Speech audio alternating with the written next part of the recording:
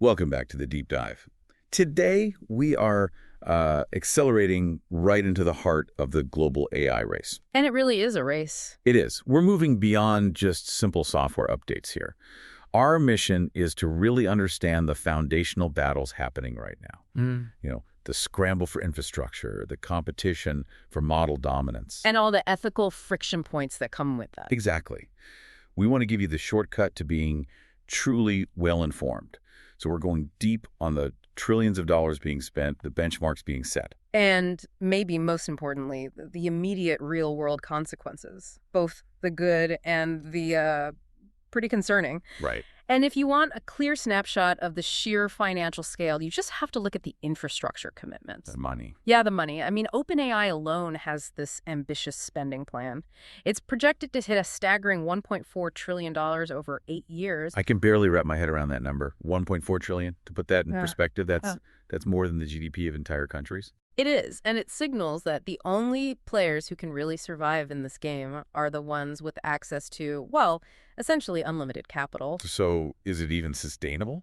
Well, that's the debate, isn't it? But the momentum is undeniable. This isn't just speculative spending. They're projected to surpass $4.3 billion in revenue in early 2025. So the cash injection is driving growth. It is. It tells us that AI is an industry dominated by the private funding of a handful of giants. Which sets the stage for what we're calling the compute battlefield. It is absolutely brutal out there. A desperate grab for hardware. Totally. We've seen these aggressive infrastructure commitments like OpenAI and Microsoft unveiling massive new GPU clusters. And while those two are leading the charge, you've got Google counterpunching. And hard. With the Texas data centers. Exactly. They're committing $40 billion to data centers in Texas alone. The goal is to make that state the national leader in per capita compute power. They're trying to physically redraw the map of AI. Okay, but here's where it gets really interesting for me. The race to break away from just total reliance on NVIDIA. Oh, absolutely.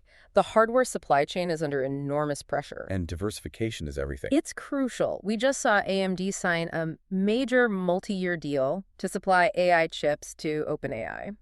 And the strategic significance here goes way beyond just securing some chips. You're talking about the stock option. Yes. The deal includes an option for OpenAI to purchase up to 10% of AMD's stock. That's a massive strategic investment. It's designed to fundamentally intensify competition and, maybe even reshape the entire AI chip market for years. And it's not just the chips, is it? Every single component. Every single one. You've got China's YMTC, for example, rapidly catching up to top SSD producers in flash storage. Storage doesn't get the headlines like a new GPU, but without it. Without massive fast storage, those models can't run. So yeah, every layer of the AI stack is now a high-stakes commodity. It's all about locking in that strategic influence. Like with Microsoft and OpenAI. A perfect example. Microsoft has secured broad, really unprecedented access to OpenAI's intellectual property.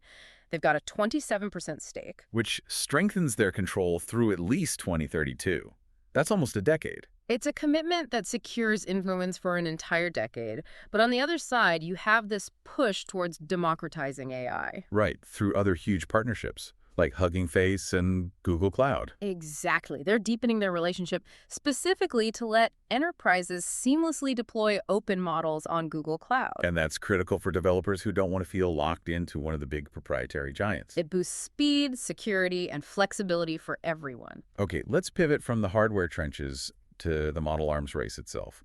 The real head-to-head competition right now, it feels like it's all about reasoning and code benchmarks. It is. And the industry gossip suggests Google is poised to launch Gemini 3 or 3.0 imminently. And the hope there is that it'll help them reclaim dominance, right? Especially with coding and multimodal generation. The capabilities being rumored are pretty impressive. Insiders are talking about Gemini 3 surpassing 80% verified on SWE Bench. And for anyone who doesn't know, SWE Bench is critical. It's not just about writing clean code. No, it's a specific measure of an AI's ability to solve real-world, messy software engineering bugs, the kind you find in commercial projects. That's a huge leap in just practical utility. But OpenAI is definitely not ceding any ground here. Not at all. Their GPT 5.1 High recently added multimodal vision text capabilities, and GPT 5.1 Codex actually topped Anthropic Sonnet 4.5 thinking on that same SWE bench. And at a much lower cost. That cost metric is vital. It signals that efficiency gains are becoming just as important as raw capability. So even as the U.S. labs lead, others are narrowing the gap. Right, like Baidu's ERNIE 5.0 in China.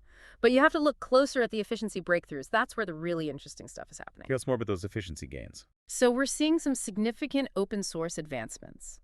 Kimi K2 thinking, for instance, demonstrated this really complex long-horizon reasoning. Using something called INT4 quantization. That's the one. It's a technical term, but the practical effect is huge. It allows for a 4 times memory reduction with only minimal quality loss. Which basically makes advanced AI models cheaper and smaller. Exactly. Small enough to run affordably outside of these massive data centers.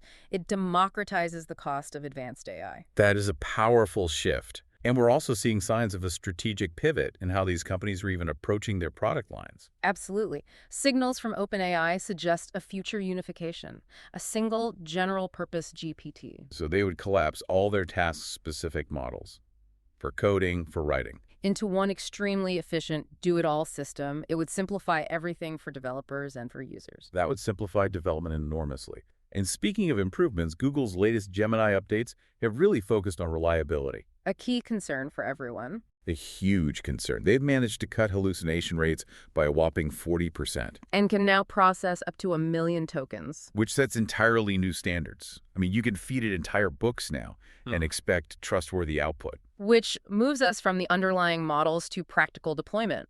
We are seeing the true emergence of autonomous agents and these sophisticated creative tools. This is where AI leaves the lab and starts doing the job of a specialist. Right, and the ability of AI to conduct scientific work independently is a massive breakthrough. We saw the debut of the station, which is that large open-world environment where autonomous AI agents can conduct end-to-end scientific work.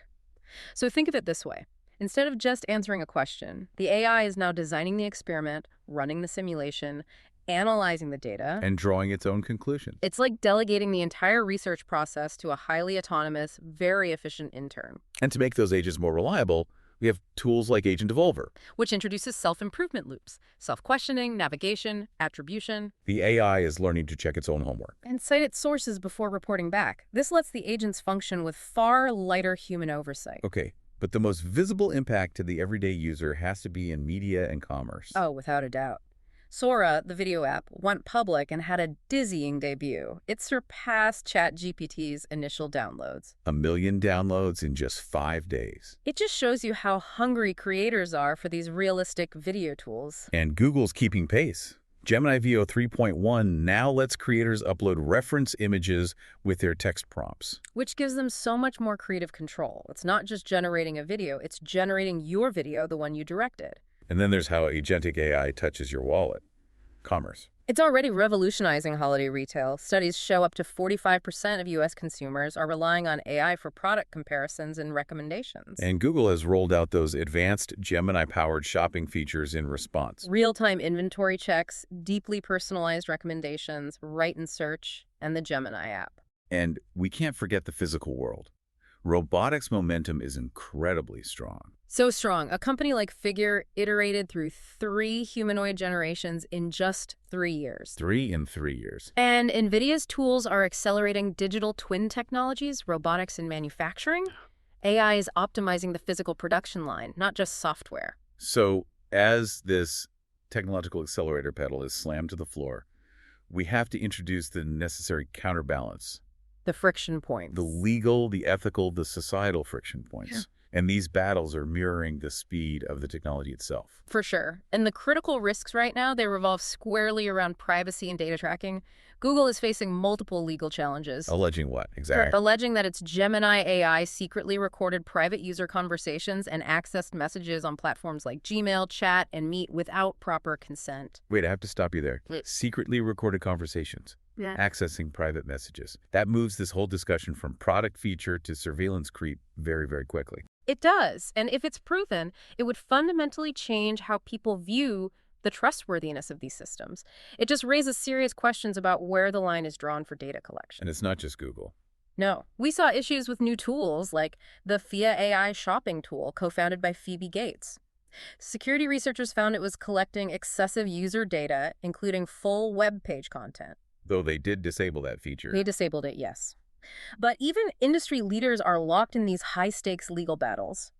OpenAI is resisting a court order to share 20 million ChatGPT conversations with the New York Times. Citing user privacy and copyright. Right. And the outcome of that case will undoubtedly shape global data regulations for generative models. And then you have the content integrity issues, the safety issues that just pop up when these tools become hyper-realistic. It's like OpenAI removing its text watermark. Which raises serious provenance concerns. It just makes it harder than ever to tell what's real and what's AI generated. It fuels deepfakes, misinformation, all of it. And the quality of that generated content is under heavy fire. You're talking about Sora 2. Yeah, OpenAI Sora 2. Despite its impressive technical capabilities, it's faced backlash for enabling the creation and spread of fatphobic and racist videos online. And that's coupled with new research warning that LLM-powered robots often exhibit discriminatory or hazardous behaviors. Because they learn from flawed human data. The need for transparency, for ethical guidelines. It's urgent. This all raises a really important question about human capital. We've heard warnings from industry leaders, like Airbnb CEO Brian Chesky. He's worried that sidelining young professionals as AI replaces those entry-level jobs could cause a long-term leadership crisis. Right. If they don't get that initial grunt work and experience, who's going to gain the knowledge to lead tomorrow? And education is a major concern, too. Studies are suggesting that heavy classroom reliance on generative AI might actually stunt students' critical cognitive skills. Because genuine learning requires that effort and struggle. Not just automated assistance, but for me, the most shocking data point remains reliability. That Forrester report, it found generative AI can be inaccurate up to 60% of the time. 60%? That is massive.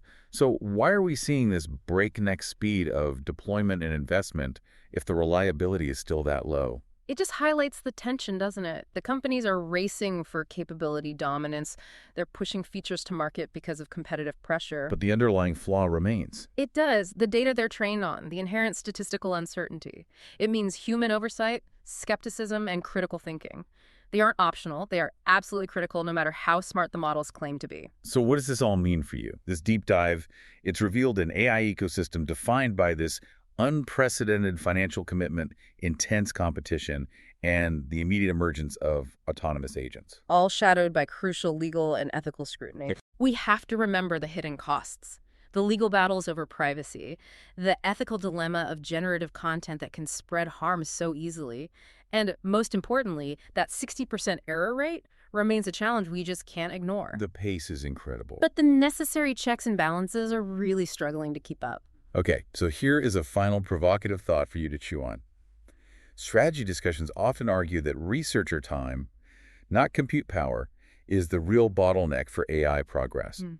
So, given the rise of advanced research agents like the station, which can conduct experiments all on their own, what happens to the pace of human discovery when the bottleneck itself is automated? What discipline, what area of insight will you apply your own irreplaceable human critical thinking to now that AI is increasingly handling the research grunt work? Think about it. We'll see you next time on The Deep Dive.